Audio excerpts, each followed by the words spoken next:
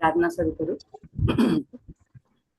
ऋङ्कारासनगर्भितानलसिकां सौक्लिङ्कलां बिभ्रतीं सौवर्णां वरधारिणीं वरसुधा कान्त्रिनेत्रोज्ज्वलां वन्दे पुस्तकपाशमङ्कुशधरां स्रग्भूषिताम् उज्ज्वलां त्वां गौरीं त्रिपुरां परात्परकलां श्रीचक्रसञ्चारिणीं माने वंदन। गणपति सरस्वती माने वंदन।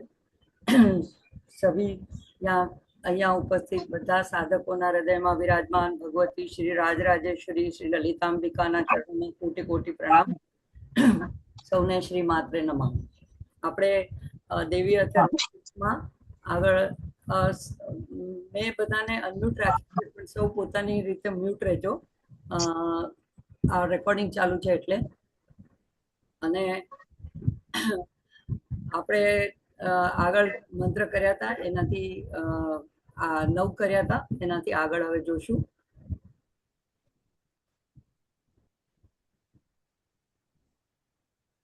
દેવીમ વાચમ જનયંત દેવાસ્તામ વિશ્વરૂપાः પશવો વદંતિ સાનો મંદ્રેશમૂર્જમ દુહાના વેનુર્વાગસ્માનુ સુષ્ટુતૈતુ। તો એને સામાન્ય અર્થ જોશું પહેલા। તો એક એક શબ્દનો અર્થ સામાન્ય અર્થ આવે છે। દેવીમ વાચમ તો દિવ્ય વાણી, દેવ સ્વરૂપ, દેવીની જે દેવીએ જે વાણી બનાવી છે આપણે જેના દ્વારા એકબીજા સાથે સંવાદ સાધી શકીએ છીએ એને અહીંયા દેવતાઓ પ્રાર્થના કરતી વખતે કહે છે કે દેવીમ વાચમ દિવ્ય વાણી, દેવી સ્વરૂપ વાણી, અજનયંત ઉત્પન્ન કરી છે, દેવાહા દેવતાઓએ, તામ તે વાણીને વિશ્વરૂપાહા, વિશ્વરૂપા એટલે જે અનેક રૂપવાળી છે એટલે કે દરેક પ્રાણી જીવ જંતુ બધા પોતપોતાની રીતે પોતાની અભિવ્યક્તિ કરે છે। બધાની વાણી જે છે અલગ અલગ, પશુ પક્ષીઓના ટહુકા છે, મનુષ્ય અલગ રીતે વાણી કરે છે, પશુઓ અલગ રીતે વાણીને બોલે છે, બધાના ધ્વનિ અલગ અલગ પ્રકારના છે। તો એવી જે અનેક રૂપવાળી છે। પશવઃ એટલે પ્રાણી, બધા જીવો, વદંતી બોલે છે। નહ એટલે અમારા માટે। હંમેશા ભારતીય સનાતન ધર્મમાં જોયું છે કે દરેક જણ એક કોઈ દિવસ પોતાની એકલાને માટેની કાંઈ પ્રાર્થના કે વાત કરતા નથી હોતા। તો અહીંયા કહે છે કે અમારા માટે, એટલે દેવતાઓ બધાને સાથે પોતાના બધા દેવતાઓ માટે પ્રાર્થના કરે છે। મંદ્રેશુ મધુર પવિત્ર સ્તોત્રોમાં, ઊર્જા એટલે કે શક્તિ, એની અંદર ઊર્જા, એની અંદર પોષણ, દુહાના દૂધ આપનારી, ધેનુ ગાયની સમાન, વાક વાણી, અસ્માન ઉપસૃષ્ટુ દૈતુ અમારી ઉત્તમ સ્તુતિમાં પ્રગટ થાય। એટલે આ બધું એક એક શબ્દના અર્થ આપણે જોયા।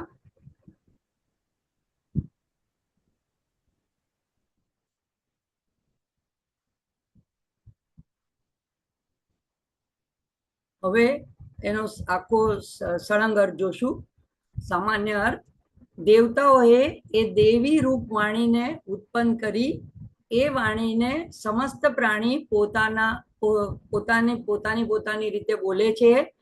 એ વાણી અમારા માટે મધુર સ્તોત્રોમાં શક્તિ અને પોષણ પ્રદાન કરે। એટલે કે અમે જ્યારે માં તમારી સ્તુતિ કરીએ છીએ એની અંદર એ મધુર એવી શક્તિ અને પોષણ એટલે કે એ પુષ્ટિદાયક બને અને ગૌ માતાની સમાન અમને પોષિત કરતી અમારી પાસે આવે। એટલે અહીંયા વાણી રૂપ માને પ્રાર્થના કરવામાં આવી છે।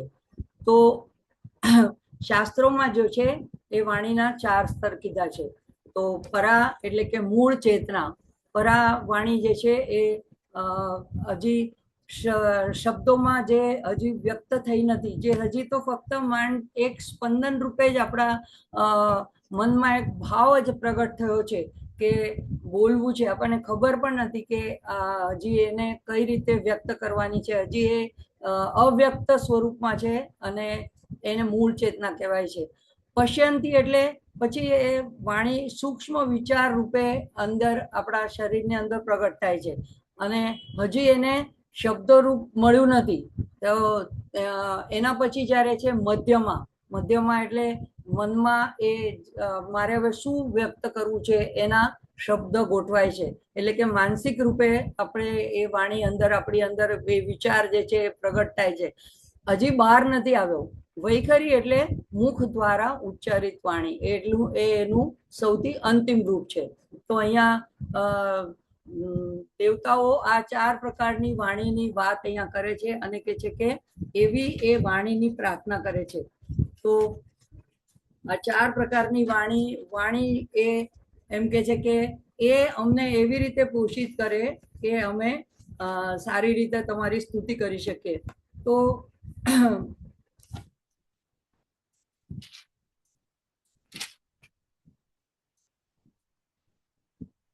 હવે એ બધાના 4 સ્તર છે. ક્યાં ક્યાં આપણા શરીરની અંદર એ વાણી હોય છે? તો શરીરના ચક્રો અને ઉર્જા કેન્દ્રો સાથે એનો શું સંબંધ છે? તો પરાવાણી ક્યાં હોય છે? તો એ મૂલાધાર ચક્ર, આદિ શક્તિ છે. તો જેમ આપણે જોયું કે કુંડલીની શક્તિ ત્યાં હજી સુષુપ્ત જાગૃત, જ્યાં સુધી એને જાગૃત કરી ન હોય ત્યાં સુધી એ સુષુપ્ત અવસ્થામાં હોય છે. તો અવ્યક્ત રૂપ છે, પૂર્ણ મૌન વાણી. ત્યાં એક આપણે જો બીજની જો અવસ્થા જોઈએ કે જે રીતે એમાંથી પૂર્ણ વિકસિત ફૂલ પ્રગટ થાય, તો એમ કહી શકાય કે વાણી ત્યાં બીજ રૂપે છે. પશ્યંતી વાણી તો મણિપુર ચક્ર છે એ નાભીમાં, કુંડલીની શક્તિ જ્યારે મણિપુર ચક્ર સુધી આવે છે ત્યારે એને એ શક્તિને કુંડલીની નામ મળે છે. તો એ નાભીમાં જે છે એ ઈચ્છા શક્તિ રૂપે, એટલે આદિશક્તિ છે ત્યારે હજી ત્રિકોણાત્મિકા 3 રૂપમાં પરિવર્તિત નથી થઈ, પણ નાભીમાં આવે છે ત્યારે એ ઈચ્છા, જ્ઞાન અને ક્રિયામાંથી ઈચ્છા શક્તિ રૂપે પ્રગટ થાય છે. અને વિચારોનું સૂક્ષ્મ પ્રથમ સ્પંદન જે છે અથવા સૂક્ષ્મ ભાવના છે ત્યાં પ્રગટ થાય છે. એટલે અહીંયા અર્થ જે છે, અર્થ રૂપે બીજનું અંકુરિત રૂપ, એટલે કે બીજમાંથી એક પહેલા અંકુર ફૂટે એવી એની અવસ્થા આપણે કહી શકીએ. પછી મધ્યમા વાણી તો અનાહત ચક્રમાં અથવા તો હૃદયમાં, ત્યાં જ્ઞાન શક્તિ રૂપે પ્રગટ થાય છે. એટલે કે માનસિક ભાષા અંતર આપણી અંદર એ પ્રગટ થાય છે. એટલે કે વિચારો હોય છે એનું શબ્દ રૂપ બને છે. પહેલા વિચારોનું સ્પંદન હતું, હવે એને શબ્દ રૂપ મળે છે. અને વાણીની અહીંયા અવસ્થાને કળી અવસ્થા કહી શકાય. પછી વૈખરી વાણી તો વિશુદ્ધિ ચક્ર, કંઠ, ત્યાં ક્રિયાશક્તિ. હવે એ ક્રિયાશક્તિ રૂપે ઉચ્ચરિત ધ્વનિ રૂપે અને બીજા સામેવાળા વ્યક્તિ સાંભળી શકે, બધાને સાંભળી શકાય, એના કર્ણો સુધી પહોંચે એવી રીતની ભાષા જે છે એવું રૂપ એ ધારણ કરે છે. ત્યારે વાણીની પૂર્ણ વિકસિત ફૂલની અવસ્થા કહી શકાય છે. તો આપણા શરીરના ઉર્જા કેન્દ્રો સાથે આ રીતે જુદી જુદી વાણીઓ પોતાની એનો સંબંધ આ રીતે દર્શાવવામાં આવે છે. તો અર્થાત જ્યારે આપણે બોલીએ છીએ ને ત્યારે આ કુંડલીની જે છે એ મૂલાધારથી કંઠ સુધી આવે છે. તો ભાઈ જપ કરવાનો હોય આપણે, તો જપને પણ 4 જુદા જુદા પ્રકારે જપ કરી શકાય છે. તો જપના પણ 4 પ્રકાર કયા છે? વૈખરી જપ, મોટેથી ઉચ્ચાર કરીને જ્યારે બોલવામાં આવે ત્યારે એને વૈખરી જપ કહેવાય. ઉપાંશુ જપ એટલે ઓઠ ખાલી ફફડતા હોય, ધીમેથી, અત્યંત ધીમેથી, ખાલી આપણી પોતે જ સાંભળી શકીએ એટલા ધીમા સ્વરેથી, પણ હજી આપણા શરીરના અવયવોનું, હોઠોનું હલનચલન ત્યારે હોય છે. માનસિક જપ એટલે મધ્યમામાં ફક્ત મનથી આપણને મોઢે સ્તોત્ર આવડતા હોય, મંત્ર મોઢે આવડતો હોય તો આંખ બંધ કરીને એકાગ્રતાથી મનમાં આપણે એનો જપ કરતા હોય. અને મૌન જપ એટલે પરાવાણી કહેવાય છે, કે વાણી ફરીથી મૌનમાં વિલીન થઈ જાય છે. એટલે કે જાણે કે સહસ્ત્રાર્થ સુધી પહોંચીને ફરીથી વિલીન થઈ જાય છે, એટલે અજપાજપ. તો એવું કહેવાય છે કે જ્યારે અર્જુન સૂઈ જતા હતા ત્યારે પણ એના શ્વાસે શ્વાસમાંથી કૃષ્ણ કૃષ્ણ કૃષ્ણ એવા શ્વાસ સાથે અજપાજપ એના ચાલતા હતા. તો એટલે આટલો ભગવાન એને પોતાનો સખા ગણતા હતા, પોતાનો આટલો પરમ મિત્ર ગણતા હતા. તો એવી જે વાણી જે છે પરાવાણી, કે જે અનાયાસ સહજતાથી આપણને ખ્યાલ પણ હોય, જેમ શ્વાસ આપણે લઈએ છીએ કે છોડીએ છીએ એ આપણને ખ્યાલ નથી હોતો, છતાં એ અનાયાસ ચાલ્યા કરે છે. એવી રીતનો મૌન જપ, તો શબ્દથી મૌનની યાત્રા એ જ એક સાધના છે. અને એટલા માટે ત્યાં જઈને વાણી ફરીથી એમાં વિલીન થાય છે. તો વાણી એ દૈવી શક્તિ છે, એટલે આપણે વાણીને પવિત્ર રાખવી જોઈએ, અપશબ્દ કટુ વચન ન બોલવા જોઈએ. અને મંત્ર જપ કરવા માટે એનો ઉપયોગ કરવો જોઈએ, નામ જપ માટે નિંદાથી દૂર રહેવું જોઈએ, અને શબ્દોને સત્યમય બનાવવા જોઈએ. તો આ જે અર્થ એનો ગૂઢ અર્થ છે એની અહીંયા વાત છે. આગળનો 11મો શ્લોક છે. કાલ રાત્રિમ બ્રહ્મસ્તુતામ વૈષ્ણવીમ, બધામાં અનુસ્વાર છે, સ્કંદ માતરમ સરસ્વતીમ અદિતિમ, અહીંયા સંધિ છે એટલે સરસ્વતીમ મકોડો અદિતિમ દક્ષ દુહિતરન, પાછળ ન છે એટલે દુહિતરન બનશે, નમામહ પાવનામ શિવામ. તો કાલ રાત્રિ, અહીંયા એક શબ્દનો અલગ અલગ અર્થ થાય છે. કાલ રાત્રિ એટલે કાલ રાત્રિ એવું સંબોધન માને આપવામાં આવ્યું છે. આ સંબોધન આપણને યાદ અપાવે છે સપ્તશતીની, જેમાં જ્યારે બ્રહ્માજી જ્યારે મધુકૈટભનો એના પર જ્યારે અસુરોએ એના પર હુમલો કર્યો, ત્યારે એ જ્યારે માને પ્રાર્થના કરે છે કે હવે તમે વિષ્ણુ ભગવાનને જગાડો, તો એ જે બ્રહ્માની જો પ્રાર્થના છે એ રાત્રિ સુક્તમ, તંત્રોક્ત રાત્રિ સુક્તમની અંદર કાલ રાત્રિમ શબ્દ આવે છે. તો કાલ રાત્રિમ એ 4 પ્રકારની રાત્રિ વર્ષમાં મુખ્ય ગણાય છે. એક કાળી ચૌદશની રાત્રિ, એને કાલ રાત્રિ કહેવાય છે, દિવાળી પહેલાની આસો મહિનાની વદની ચૌદશ. પછી મહારાત્રિ, મહા મહિનાની વદની ચૌદશ. મોહરાત્રિ, કૃષ્ણ જન્માષ્ટમીની રાત્રિ. અને દારૂણ રાત્રિ હમણાં જ ગઈ, જે ફાગણની પૂનમની હોળીની રાત્રિ. તો સાધના કરવા માટે આ 4 મુખ્ય એવી રાત્રિ ગણવામાં આવે છે, અને એમાં માને અહીંયા કાલ રાત્રિ તરીકે સંબોધવામાં આવી છે. બ્રહ્મસ્તુતામ, તો બ્રહ્મસ્તુતામ એટલે બ્રહ્મા પણ જેની સ્તુતિ કરે છે. તો જેને આપણે જોયું કે બ્રહ્માએ હમણાં જ આપણે વાત કરી એમ કે તંત્રોક્ત રાત્રિ સૂક્તમાં એણે કર્યું. અને જે વૈષ્ણવીમ એટલે જે વિષ્ણુની શક્તિ વૈષ્ણવી છે, જે પાલન કરતા છે, રક્ષણ કરતા છે, સાથે સ્કંદ માતરમ, સ્કંદ એટલે કાર્તિકેય ભગવાન, તો સ્કંદની માતા છે. સ્કંદની માતા છે એટલે અહીંયા જેને અજય તારકાસુરને હણનાર એવા સ્કંદને જન્મ આપ્યો, અને સ્કંદની જે શક્તિ છે એને ઉત્પન્ન કરનારી છે આ. અને એ યુદ્ધ પછી જ દેવતાઓએ સ્કંદને જે છે દેવના સેનાપતિ તરીકે નિયુક્ત કર્યા. તો એવી રીતે આ બધા માને સંબોધન કરવામાં આવે છે. પછી સરસ્વતી, જે સરસ્વતીના રૂપમાં જ્ઞાનદાત્રી છે અને વાણીની કલાની દેવી છે. તો અદિતિમ, જે અદિતિના રૂપમાં દેવતાઓની માતા છે, અને અનંત માતૃશક્તિને અહીંયા અનંત માતૃશક્તિ રૂપે જે પ્રગટ થઈ છે. અનંત શા માટે? કારણ કે અદિતિ, કશ્યપની જે અદિતિ એવી 13 પત્નીઓ હતી, એમાંથી અદિતિ જે છે એણે બધા દેવતાઓને જન્મ આપ્યો. તો એવી રીતે અદિતિ તરીકે પણ માતાને સંબોધવામાં આવી છે. અને જે દક્ષ દુહિતરમ, દક્ષ પ્રજાપતિની પુત્રી સતી રૂપે પ્રગટ થયા છે. અર્થાત એક જ આદિશક્તિ જે છે દેવી, એ અનેક રૂપમાં સંપૂર્ણ સૃષ્ટિમાં પ્રગટ થાય છે. એટલે કયા કયા એના રૂપ? તો કાલ રાત્રિ તરીકે એના સંહારનું રૂપ છે, બ્રહ્મસ્તુતામ તરીકે એનો બ્રહ્માની પણ શક્તિ છે એમ પણ લઈ શકાય, વૈષ્ણવીમ તરીકે પાલન શક્તિ છે, સ્કંદ માતરમ તરીકે માતૃત્વની શક્તિ છે, અને કલ્યાણકારી છે. એવા બધા જ એના રૂપો છે. તો એ બધાને અહીંયા નમન કરવામાં આવે છે. પાવનામ શિવામ, કલ્યાણ કરનારી એવી મહાને નમન કરવામાં આવી છે. તો અમે એ પવિત્ર કલ્યાણમયી દેવીને નમસ્કાર કરીએ છીએ, જે કાલ રાત્રિ રૂપે સંહાર કરનારી છે, પ્રલયકારી શક્તિ રૂપા છે, જેની બ્રહ્માએ સ્તુતિ કરી છે. એમાં માને અહીંયા બ્રહ્માએ શું કીધું હતું? મહાવિદ્યા, મહામેધા, મહાસ્મૃતિ, મહામોહા, આ બધી રીતે મહા કરીને કહેવામાં આવેલી છે. એવી જે દેવી છે. તો પછી એમાં કાલ રાત્રિ, મહારાત્રિ, મોહરાત્રિ અને દારૂણા આ એના શ્લોકમાં આવે છે.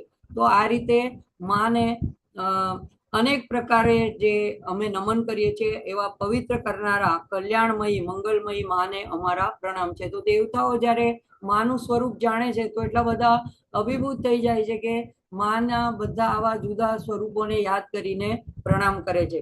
હવે શ્રી વિદ્યાના સંદર્ભમાં જોઈએ તો મૂલાધાર શક્તિ જે છે એ મૂલાધારમાં જે શક્તિ છે એ હજી અજ્ઞાનથી તમથી અને ઢંકાયેલી અને સુપ્તાવસ્થામાં છે અને માટે એને ત્યાં કાલરાત્રિ રૂપે છે, જે અંધકાર અને મૃત્યુને પાર કરાવનારી કુંડલીની શક્તિ છે.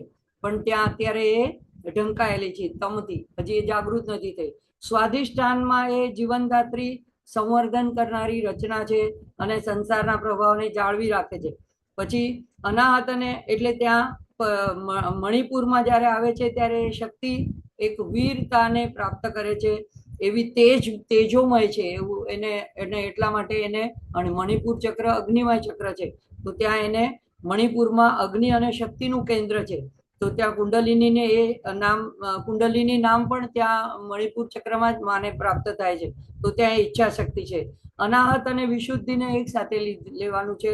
તો એમાં સરસ્વતી રૂપે જ્ઞાન શક્તિ છે અને અહીં વાણી અને જ્ઞાનનું જાગરણ થાય છે અને પરાવાણીનું અહીંથી મધ્યમાં અને વૈખરી રૂપે વિકાસ થાય છે. પછી માટે અહીં એને સરસ્વતી રૂપ કીધું છે. અને પછી ત્યાંથી જ્યારે અદિતિ આજ્ઞાચક્રમાં અનેક દૈવી શક્તિઓને જન્મ આપનાર એટલે કે અનંત ચેતના છે. અને પછી ત્યાંથી બધી જ દૈવી શક્તિઓની એકતા અહીંયા દર્શાવવામાં આવી છે અને અહીં અદિતિ રૂપે છે એટલે અનંત બ્રહ્મ શક્તિ કહેવાય છે.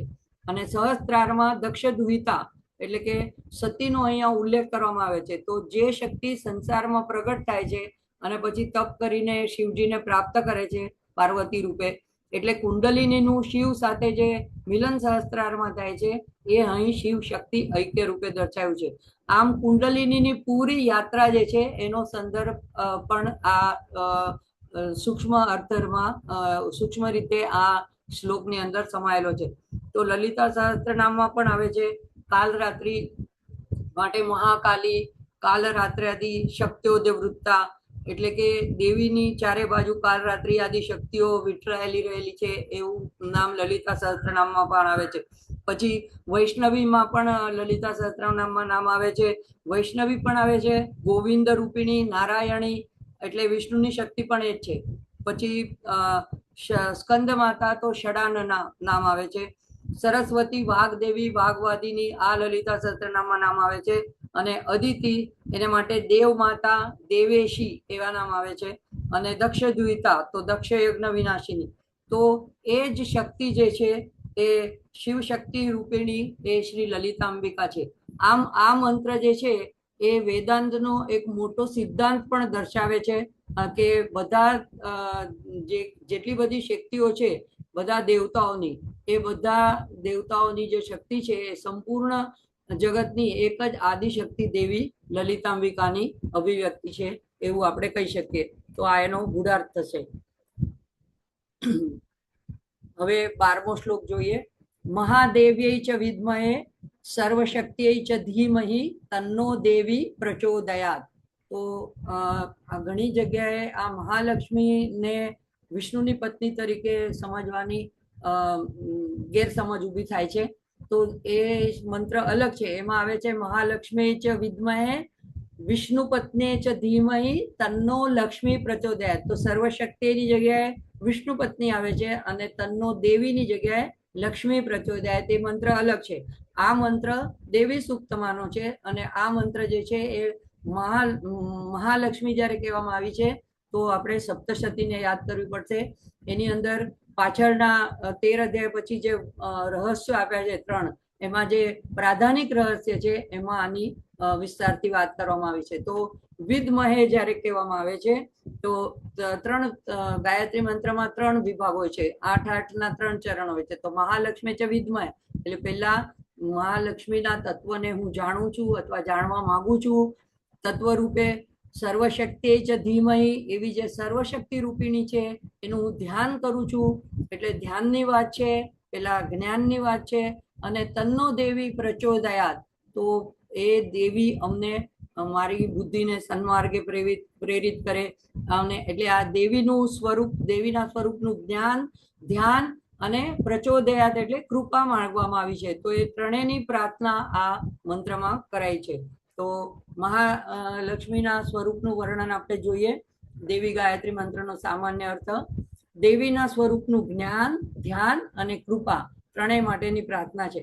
તો મેં કીધું એમ કે અહીંયા મહાલક્ષ્મી વિષ્ણુની પત્ની નથી. અહીં જે સંપૂર્ણ શક્તિઓની અધિષ્ઠાત્રી છે, પરાશક્તિ મહાલલિતાંબિકાની વાત છે. લલિતાંબિકાની શા માટે કહું છું? કારણ કે આગળ જઈને સ્વરૂપ પણ આવશે કે એના હાથમાં પાશ, અંકુશ, ચાપ અને બાણ છે. તો એ જે સ્વરૂપ છે એ ફક્ત લલિતાંબિકાનું છે. તો એ સ્વરૂપની વાત આગળના મંત્રમાં આવશે. તો અહીંયા પરાશક્તિ, બધી શક્તિઓની અધિષ્ઠાત્રી. તો આપણે જોયું હતું લલિતા સહસ્ત્રનામ કરતી વખતે કે એમાંથી જ બધી શક્તિઓ પ્રગટ થઈ છે. અને સપ્તશતીમાં જોયું તો જ્યારે શુંભ નિશુંભ સાથે માનું યુદ્ધ થાય છે ત્યારે માના શરીરમાંથી કૌમારી, વૈષ્ણવી, વારાહી, મહેન્દ્રી બધી શક્તિઓ પ્રગટ થાય છે. અને જ્યારે શુંભ કહે છે કે તું તો બધાને સાથે લઈને મારી સાથે લડે છે, ત્યારે એ બધી એણે કીધું કે જો બધી હું જ છું અને મારી જ બધી વિભૂતિ છે, જો જોઈ લે એ બધી મારામાં સમાઈ જાય છે. એમ કરીને બધી શક્તિઓ મામાં સમાઈ જાય છે. અને માં કે છે હું તો એકલી જ છું, એકલી હતી અને એકલી છું, મારા સિવાય બીજું કંઈ છે જ નહીં. તો આ રીતે અહીંયા એ સર્વશક્તિ રૂપે મહાલક્ષ્મીનું અહીંયા ધ્યાન કરવામાં આવે છે. એનું સ્વરૂપ જાણવાની પ્રાર્થના છે, એની જ્ઞાનની પ્રાર્થના છે અને એની કૃપાને માટેની યાચના છે. તો આ જે છે, તમે જો તમારી પાસે સપ્તશતીની ચોપડી હશે તો એમાં પણ પ્રાધાનિક રહસ્યમાં આ વસ્તુ આવી રીતે ડાયાગ્રામ રૂપે આપવામાં આવી છે. તો ચતુર્ભુજા મહાલક્ષ્મી એ મૂળ ત્રિગુણાત્મિકા શક્તિ છે. એને પોતાનામાંથી એક શુદ્ધ એવું તમોગુણ વાળું રૂપ ધારણ કર્યું. એને કહેવાય ચતુર્ભુજા મહાકાળી. અને એને પણ આ બીજું એક રૂપ ધાર્યું, શુદ્ધ સત્વગુણી રૂપ, એ ચતુર્ભુજા મહાસરસ્વતી. એમ એકમાંથી એ ત્રણમાં પ્રગટ થયા. અને એટલે ઈચ્છા શક્તિ, જ્ઞાન શક્તિ, ક્રિયા શક્તિ. અને પછી એ ત્રણેય એક એક યુગલને જન્મ આપ્યો. તો આ એમાં સપ્તશતીમાં પણ કહેવાય છે કે આ જે બહુ રહસ્યમય વાત છે અને જે સમજી શકે એ સમજી શકે છે. તો આપણે જેમ જોઈએ છે કે એક સ્ત્રી છે એ એક બાળકને, એક દીકરાને પણ જન્મ આવે છે, એક દીકરીને પણ જન્મ આવે છે. તો બંને જાતની સેક્સ પ્રગટ કરી શકે છે. એવી જ રીતે આમાં આપણને શંકા ન હોવી જોઈએ કે મામાંથી કેવી રીતે એક સ્ત્રી રૂપમાંથી એક પુરુષ રૂપ કેવી રીતે. તો માએ પુરુષ રૂપ પણ ધાર્યું. તો અહીંયા ચતુર્ભુજા મહાકાળીએ રુદ્ર અને સરસ્વતીને જન્મ આપ્યો, એટલે કે એમાંથી પ્રગટ થયા. અને મહાલક્ષ્મીમાંથી બ્રહ્મા અને લક્ષ્મી, અને મહાસરસ્વતીમાંથી વિષ્ણુ અને ગૌરી. હવે અમે જુઓ, આ બંને એકબીજાની પતિ પત્ની તરીકેની જોડી નથી, એક અલગ ઓપોઝિટ જોડી છે.